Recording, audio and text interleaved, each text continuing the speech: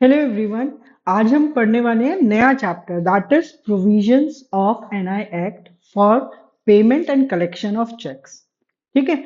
जब बैंक के पास चेक आता है तो सबसे पहले बैंक क्या करता है, देखता है कि चेक वैलिड है या नहीं है, डेट सही है या नहीं है, अमाउंट क्लियरली लिखा है या नहीं है, सिग्नेचर मैच करता है या नहीं है।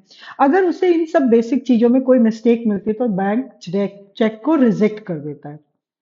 लेकिन अगर चेक प्रॉपर है तो उसके बाद बैंक सफिशिएंट बैलेंस चेक करता है। अगर सफिशिएंट बैलेंस होता है तो बैंक को चेक क्लियर करना पड़ेगा। लेकिन यहाँ पे एक क्वेश्चन आता है एग्जाम में क्या क्वेश्चन आता है, जैसे मान लीजिए आपको 5,000 की अमाउंट को मिनिमम बैलेंस रखना है और आपने जो चेक काट के दिया वो चेक क्या करेगा, जैसे ही बैंक उसे क्लियर करेगा आपका अमाउंट मिनिमम बैलेंस से कम चला जाएगा। तो क्या इस केस में बैंक चेक क्लियर करेगा? तो इसका आंसर है यस। बैंक क्लियर करेगा क्योंकि मिनिमम बैलेंस एक सर्विस कंडीशन है, पेमेंट कंडीशन नहीं है। अगर आपके अकाउंट में उतना पैसा है तो बैंक को आपका पैसा क्लियर करना पड़ेगा, आपका चेक क्लियर करना पड़ेगा। हाँ, बाद में वो आपसे minimum balance non maintenance charge ले सकता है, लेकिन वो आपके चेक को डिसऑनर नहीं कर सकता।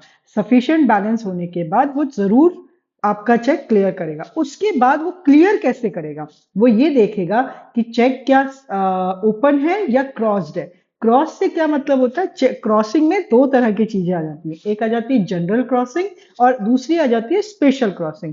क्रॉसिंग क्या होती है, बैंक के चेक के कॉर्नर में दो ट्रांसवर्सल पैरेलल लाइंस बनी हुई होती हैं। अगर उसमें कोई नाम नहीं लिखा होता तो सीधा सीधा क्या होता है, कस्टमर के अकाउंट में पैसा चला जाता है। ठीक है। और अगर वहां पे कोई बैंक का नाम लिखा होता है तो ट्रांजैक्शन उस बैंक के थ्रू ही होगी। समझ में आई?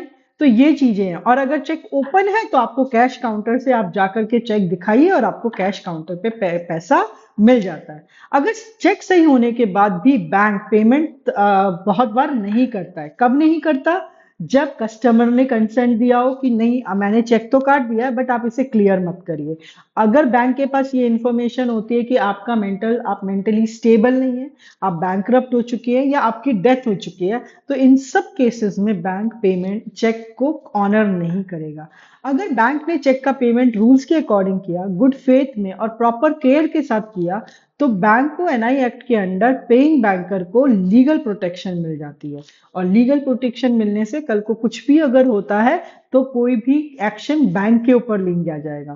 तो this is very important as when we are talking about DRA exam. Thank you and have a nice day.